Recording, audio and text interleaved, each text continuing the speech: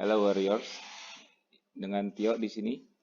Hari ini aku membuat video slide mengenai apa itu lipotoxicity. Ini penting untuk aku jelaskan mengenai lipotoxicity ini agar menghindari anggapan khalayak umum atau dari sisi medical yang tidak mengerti mengenai fisiologis di ketofastosis. Jadi selama ini kita di ketofastosis di jendela makannya, refill kita dengan lemak dan protein itu tidak menyebabkan lipotoxicity atau akumulasi lemak-lemak di organ-organ tubuh seperti di liver dan sebagainya, karena kita melakukan posisinya ialah lemak itu dibakar, beta oksidasi, bukan diakumulasikan atau disebutnya lipogenesis. Lipotoxicity ini adalah kondisi di mana terjadinya ekses kalori intake atau lebih tingginya kalori pada makanan kita sehingga menyebabkan akumulasi lemak dari kalori yang berlebihan tersebut. Akumulasi lemak ini yang menyebabkan penambahan jumlah lemak atau trigliserid di dalam sel-sel lemak.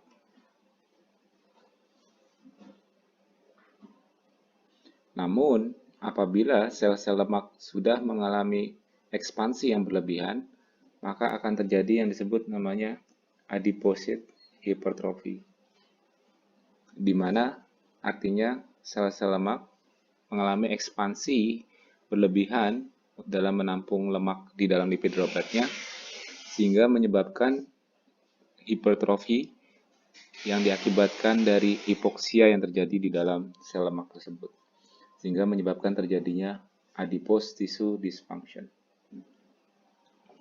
Efeknya ialah munculnya ectopic fat storage, penyimpanan lemak ektopik. Artinya ektopik ini, lemak-lemak ini disimpan di lokasi yang tidak seharusnya, di mana seharusnya penyimpanan lemak itu terjadi di subcutaneous fat atau lemak di bawah kulit kita. Contoh dari ectopic fat atau akumulasi lemak-lemak di tubuh, contohnya ialah di visceral fat, di liver atau biasa disebut fatty liver. Akumulasinya juga terjadi di massa otot kita. Terjadi juga di pankreas yang menyebabkan insulin menjadi turun produksinya, dan juga di jantung. Oke.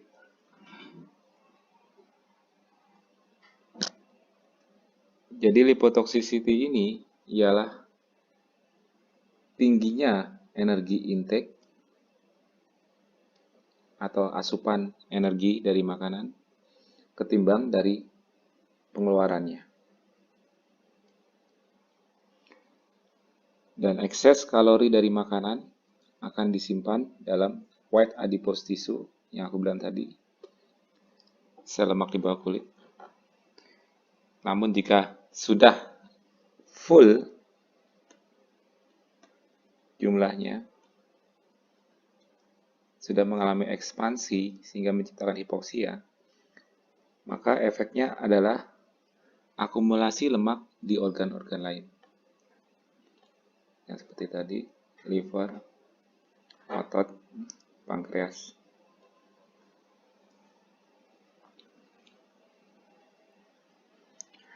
Kuncinya melihat lemak, apa itu lemak? Jadi lemak itu bahasa kimianya ialah triacylglycerol atau biasa kita kenal dengan triglycerid. Dari komposisi tersebut, kita harus memahami lebih dulu bagaimana lemak bisa disintesis atau dibentuk menjadi triglycerid. Di situ rahasianya. Di sini aku jelaskan, jika kita mendapatkan lemak dari sumber makanan, maka lemak itu akan dikemas oleh silomikron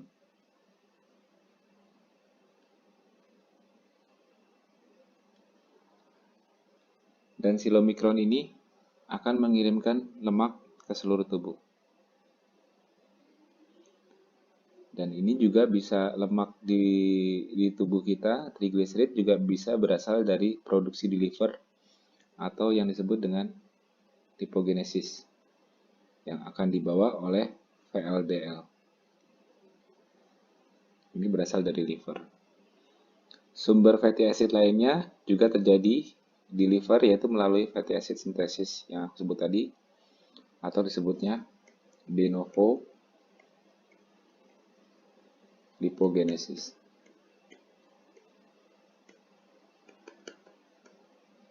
Dan proses ini dengan bantuan dari insulin.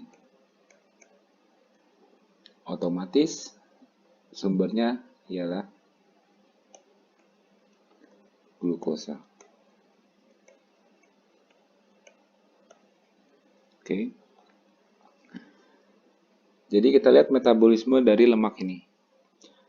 Lemak setelah masuk ke dalam sel, misalnya sel di liver maupun sel lemak itu sendiri, adipose tissue, ada jalur spesifik yang harus dilaluinya, di mana lemak yang masuk melalui transporter di permukaan sel akan dibentuk menjadi fatty acid CoA lebih dahulu. Ini disebutnya free fatty acid, atau singkat FFA. Dan setelah di dalam sel, diikat dulu menjadi free fatty acid CoA agar tidak kembali keluar dari sel tersebut, dari sitoplasma. Untuk di liver, fatty acid CoA ini akan dikemas menjadi trigliserid. Ada 3 fatty acid CoA yang dibutuhkan untuk membentuk trigliserid. Tapi kuncinya di sini ialah adanya gliserol 3-fosfat. Ini kuncinya. Di mana gliserol 3-fosfat ini merupakan kunci substrat yang dibutuhkan untuk mengesterifikasi dari 3 fatty acid CoA tadi menjadi trigliserid yang kemudian dikemas menjadi VLDL. Kita lihat dari mana asalnya gliserol 3-fosfat. Glukos. Jalur degradasinya disebut glikolisis. Menghasilkan triofosfat full yang menyumbangkan gliserol 3-fosfat untuk mengesterifikasi 3 fatty acid CoA tadi. Gliserol 3-fosfat juga bisa berasal dari gliserol itu sendiri, karena di liver memiliki enzim gliserol kinase, di mana reaksi untuk mereaksikan gliserol menjadi gliserol 3-fosfat cukup menambahkan bantuan dari ATP. Itu fungsi enzim kinase. Jadi, untuk membentuk trigliserid di liver, kunci utamanya ialah gliserol 3-fosfat. Dan sumber fatty acidnya ini bisa didapat dari lemak di makanan kita,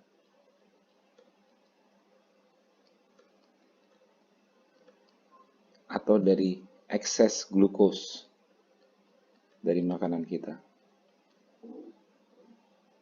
Glukos ini karbohidrat ya kalau di makanan. Jadi kunci membentuk trigliserid di liver sudah jelas adanya glukosa atau glukosa plus lemak dan butuh insulin. Itu pemicu lipogenesis di liver, de novo lipogenesis. Dan bagaimana cara tubuh kita menyimpan lemak di dalam sel-sel lemak atau di dalam adipose tissue? Caranya bagaimana menyimpan lemak di sini? Caranya ialah membentuk atau trigliserid atau menyimpan trigliserid di dalam lipid droplet. Lipid droplet itu kompartemen untuk menyimpan lemak di dalam sel-sel lemak kita. Sama seperti tadi, lemak yang di dalam sel, ini yang ke liver, fatty acid CoA yang terjadi, yang masuk ke dalam intraselular atau sitoplasma dari sel lemak, juga butuh yang disebut namanya gliserol 3-fosfat untuk membuat triglycerid ini. Oke. Dan jelas, tebak, asalnya pun juga sama. Butuh glukosa dengan proses glikolisisnya dan plus insulin. Jadi, agar sel lemak bisa menyimpan lemak, kita butuh sumber gliserol 3-fosfat. Dan sumber terbesar dari makanan ialah glukosa dan efek hormonal yang memicu lipogenesis atau esterifikasi lemak menjadi trigliserid ialah insulin. Ini diingat-ingat karena dari fisiologis ini kita bisa mengerti nantinya kenapa kita makan lemak dan protein, terutama lemaknya, itu fine di ketofastosis. Kenapanya itu, justifikasi di mana? Sudah jelas bahwa kita tidak menyumbangkan unsur ini dalam jumlah besar, yaitu unsur gliserol 3-fosfat. Tapi gliserol 3-fosfat tetap diproduksi di kondisi puasa maupun tidak makan karbo. Nanti akan aku jelaskan dari mana asalnya. Tapi jelas produksinya tidak akan sebesar jika berasal dari glukosa. Oke. Yang terjadi di kondisi puasa atau tidak makan karbo ialah rendahnya insulin dan tingginya epinefrin dan growth hormone, dan ini memicu yang namanya hormon sensitif lipase. Hormon sensitif lipase ini di dalam sel akan mendegradasi trigliserid menjadi dua substrat, yaitu fatty acid atau kembali disebut free fatty acid dan gliserol. Ini aku kodekan dengan free gliserol alias gliserol bebas. Jadi bedakan gliserol 3-fosfat yang tadi ini, bedakan dengan gliserol free ini, free gliserol. Karena ini ada rantai fosfat ya, ikatan fosfat yang bisa mereaksikan ke depan, memicu reaktivitas untuk esterifikasi dari tiga fatty acid CoA ini untuk menjadi trigliserid. Itu kuncinya fosfat group yang ada di gliserol 3-fosfat. Sedangkan free gliserol ini tidak bisa bereaksi kembali dengan free fatty acid. Ini tidak bisa. Tidak bisa membentuk kembali trigliserid. Karena ini free. Tidak ada rantai fosfatnya. Yang dibutuhkan ialah gliserol 3-fosfat tadi di sini, yang otomatis mau nggak mau harus didapat dari glukosa. Ini dari glukosa ini jumlah terbesarnya. Oke, ini basicnya ya. Basic dari cara tubuh membuat trigliserid. Trigliserid itu bentuk lemak dalam bentuk untuk disimpan. Sedangkan free fatty acid ini adalah bentuk lemak yang siap untuk dibakar atau dioksidasi.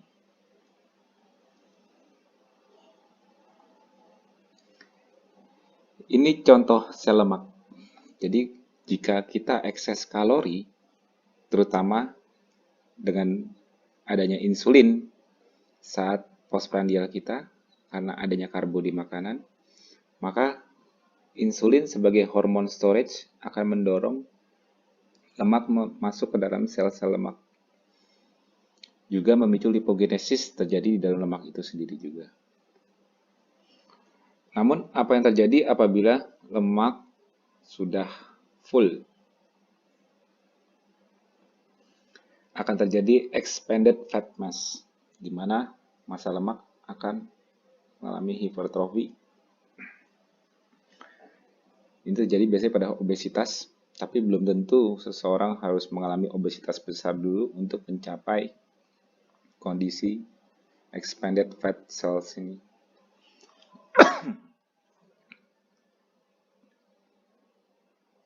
Efek dari expanded fat mass ini ialah peningkatan leptin, jadi meningkat. Adiponektin turun, resistin meningkat. Jadi efek-efek ini menyebabkan terjadinya spillover. Efek dari expanded fat mass yang menyebabkan terjadinya hipertrofi. Hipertrofi ini memicu yang namanya hipoksia, inflamasi di adipose tissue, turunnya AMPK activity, dan ini beberapa kenaikan lain seperti oxidative stress, ini transmisi, endoplasmic reticulum stress, dan fibrosis. Jadi efeknya ialah munculnya free fatty acid atau peningkatan lipolisis akibat efek yang disebut namanya spillover. Ketidakmampuan menyimpan lemak, sehingga free fatty acid beredar lebih banyak di darah dari seharusnya. Dan di kondisi ini biasanya disertai dengan kondisi hiperinsulinemia, di mana kadar insulin juga tinggi. Juga terjadi peningkatan dari pro-inflammatory cytokines. Ini adalah protein yang disekresikan oleh sel-sel imun sebagai respon inflamasi. Jadi kadar inflamasi di tubuh kita juga tinggi. Yang tadi turunnya adiponektin. Efeknya dari spillover free fatty acid atau peningkatan dari free fatty acid ini bisa menyebabkan akumulasi lemak-lemak di organ-organ lain di tubuh. Tapi tetap kuncinya tadi, kunci lipogenesis yang sudah aku sebutkan tadi, untuk berakumulasi butuh yang namanya gliserol 3-fosfat. Oke. Ini contohnya gliserol 3-fosfat di liver. Dan jelas sudah tahu kan resep utamanya, glukosa. Jadi efek free fatty acid yang beredar di sirkulasi ini dengan efek insulin atau hiperinsulin yang mungkin terjadi, dan juga glukosa akan membentuk trigliserid atau akumulasi trigliserid di organ-organ lain. Contohnya di pembuluh darah, contohnya di liver, contohnya di pankreas, contohnya pula di massa otot. Ini penyebab dari dasar insulin resistan di otot. Penyebab disfungsi dari beta sel di pankreas sebagai penghasil insulin. Penyebab naiknya produksi trigliserid di liver. Jadi akarnya semua ialah insulin resistan, ialah dari ketidakmampuan sel-sel lemak kita untuk menampung ekses lemak yang diproduksi oleh liver dari ekses karbohidrat di makanan, atau dengan kombinasi tinggi karbohidrat dan tinggi lemak sekaligus, sehingga ekses karbohidrat itu sendiri dirubah menjadi lemak melalui proses de novo lipogenesis, dan juga ditambah oleh lemak dari makanan yang juga akan sama-sama masuk jalurnya menuju penyimpanan di gudang penyimpanan kita, yaitu adipose tissue.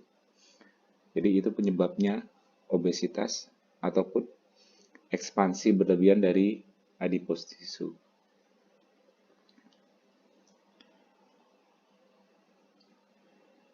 Ini disebut Randle cycle. Jadi, efek dari free fatty acid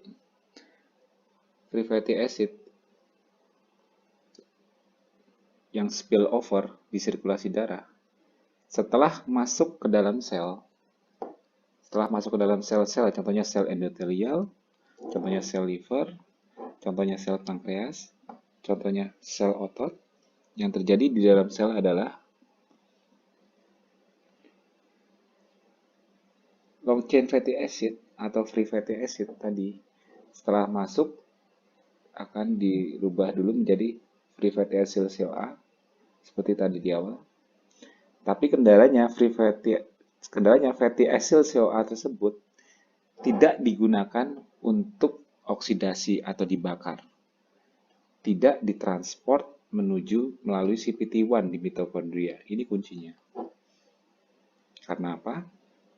Karena ternyata jika tinggi karbo di makanan atau tinggi glukosa, maka efek dari glukosa di dalam sel, jalur glukosa ini yang menghasilkan asetil CoA bisa mengeluarkan sitrat dari TCA cycle menuju jalur malonyl CoA. Ini ialah jalur lipogenesis. Ini adalah jalur lipogenesis, artinya membentuk lemak. Sedangkan di kondisi ketosis atau di KF, lemak yang masuk ke dalam sel-sel di tubuh takdirnya ialah dibakar. Disebut namanya beta oksidasi. Dan ini tidak terjadi di kondisi insulin resistan atau di lipotoxicity. Kenapa? Karena proses lipogenesis ini di dalam sel yang berasal dari glukosa, lipogenesis ini menghasilkan malonyl CoA yang sifatnya ialah menghambat CPT1, sehingga semua free fatty acid yang masuk dari sirkulasi, anggap aja ini dari sel lemak tadi, white adipose tissue yang spillover, itu tidak dibakar di dalam sel, melainkan justru dirubah menjadi trigliserid.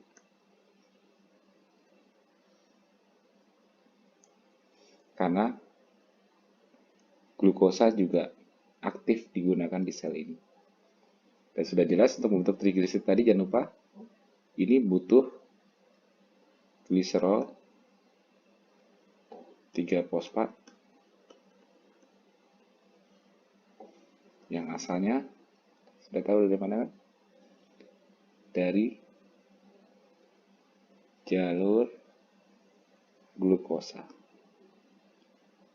Sehingga terjadi akumulasi trigliserid maupun intermediate-nya yang disebut diasilgliserol di dalam intraselular di sel-sel yang uptake yang mengambil spillover free fatty acid dari white adipose tissue tadi, dari adipose tissue di subcutaneous fat.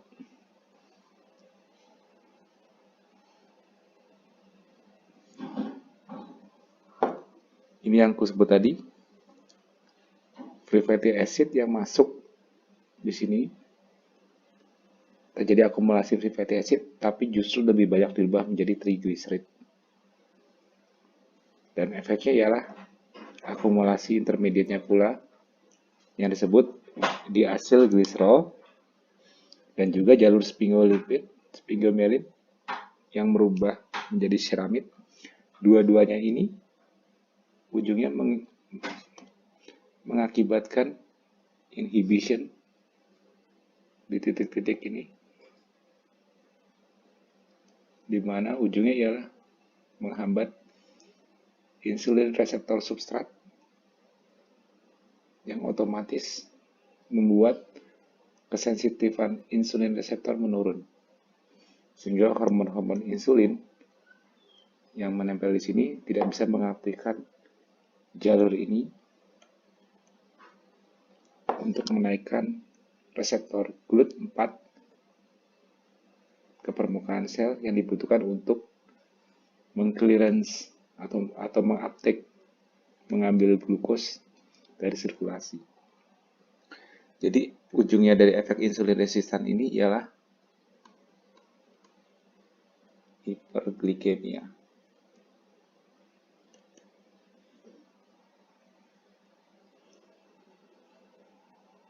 Inilah efek atau akar masalah dari diabetes insulin resistan.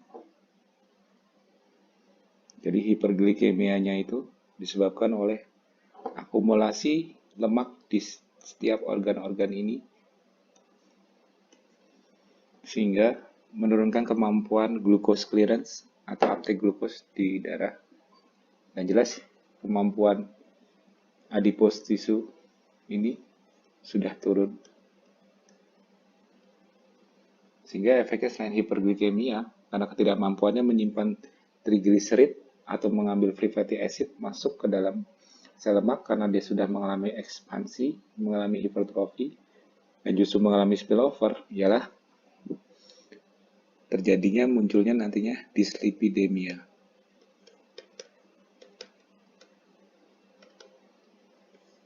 Yaitu peningkatan trigliserid. Dan biasanya diikuti oleh penurunan HDL. Mengenai ini aku jelaskan di video berikutnya agar tidak terlalu panjang durasi video ini.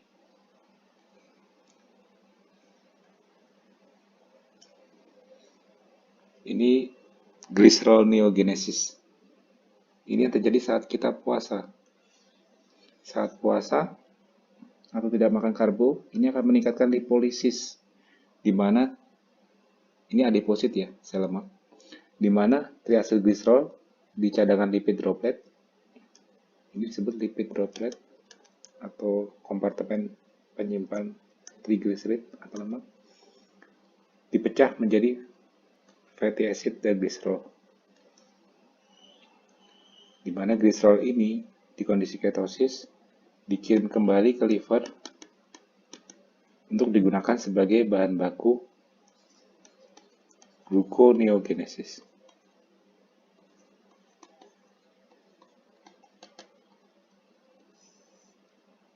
atau membuat glukosa. Itu sebabnya IKF walaupun kita tidak makan karbo, gula darah kita tidak nol. Dan fatty acid, free fatty acid, ya kasih free, sorry. Yang dilepas, tidak semuanya dilepas ke darah. Kita ada kontrolnya juga.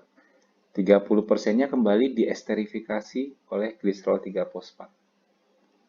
Tapi kali ini asalnya gliserol 3-fosfat karena kita tidak makan karbo atau puasa, bukan dari glukosa lagi.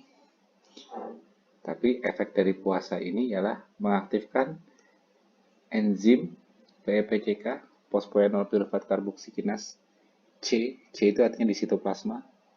Karena nanti di level lebih lanjutnya aku bisa menjelaskan adanya PEPCK-M, artinya di mitokondria.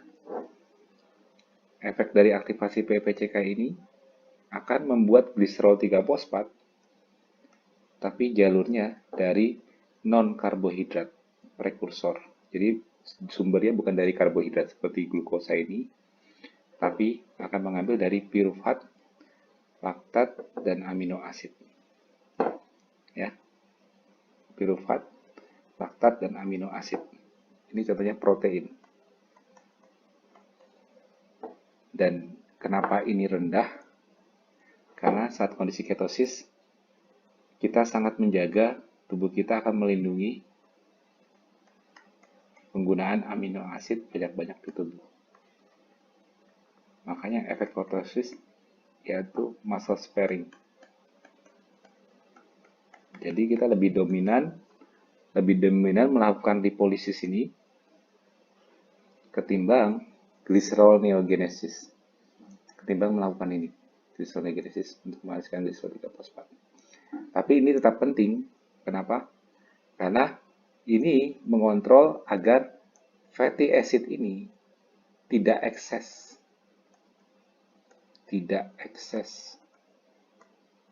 Beredar di sirkulasi.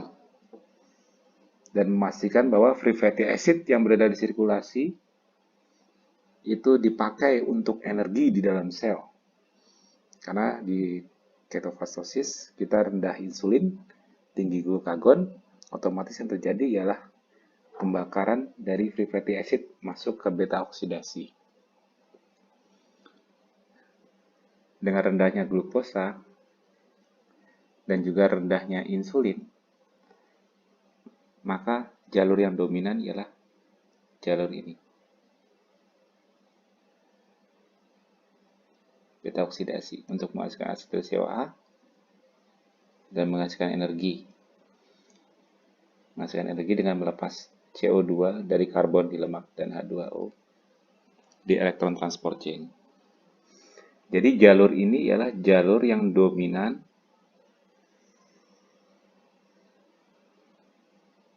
di kondisi ketosis. Efek dari asetil CoA yang melimpah dihasilkan oleh jalur lemak ini di kondisi ketosis, asetil CoA ini akan menghambat pyruvate dehydrogenase. Jadi efek membakar lemak pun juga akan menghambat glukosa. Jadi glukosa dan lemak ini selalu saling berebutan. Jadi sel harus memilih mau bakar gula atau lemak. Karena mereka masing-masing memiliki cara inhibition masing-masing. Nah, di kondisi ketosis, kita tidak mengalami akumulasi lemak di dalam sitoplasma yang menghasilkan trigliserid. Kenapa? Karena kita memastikan tidak menggunakan glukosa atau tidak banyak memasukkan sumber glukosa ke dalam tubuh kita. Dan kita menjaga agar insulin kita tetap dalam kondisi basal saja, tidak fluktuatif tinggi, sehingga memastikan jalur pembakaran lemak ini selalu terjadi, bukan jalur ini. Kalau jalur ini, butuh ini.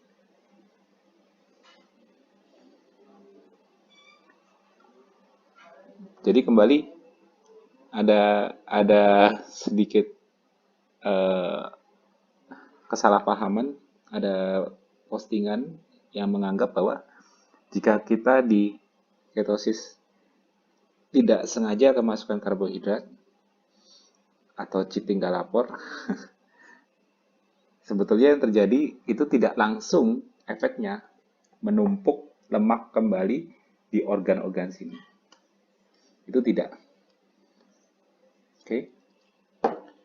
Tapi efeknya jelas akan mengembalikan dengan kita makan karbo atau cheating, lemak di makanan kita pun karena kita menyumbangkan gliserol 3-fosfat kembali dengan cheating karbo tersebut atau kemasukan karbohidrat sengaja ialah mengisi kembali lemak di badan kita dulu, di bawah kulit lagi, alias cheating sudah pasti akan terlihat penggemukan lagi, berat badan mungkin bertambah lagi, terjadi pengikatan air kembali karena mengisi glikogen juga.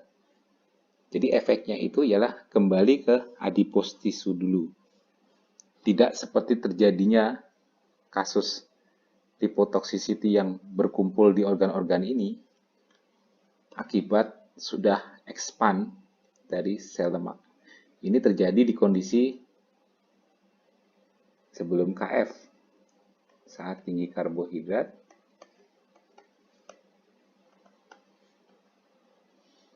dan juga tinggi lemak sekaligus. Dan juga ekses kalori alias overeating. Ini yang aku sebut namanya devolusi. Dan kita berusaha memperbaikinya dengan revolusi. Oke? Jadi tidak tiba-tiba efek cheating memasukkan lemak kembali ke dalam organ-organ di luar adipos, tapi bakal ke sini dulu. Tapi dengan penjelasan ini bukan berarti kalau gitu cheating aja deh, kan paling cuma tambah gemuk sedikit. Enggak, tidak seperti itu. Efeknya tetap tidak bagus karena ada peningkatan oksidatif stres juga jika kita sering cheating. Itulah cara tubuh kita mengingatkan bahwa dalam kondisi kita membakar lemak,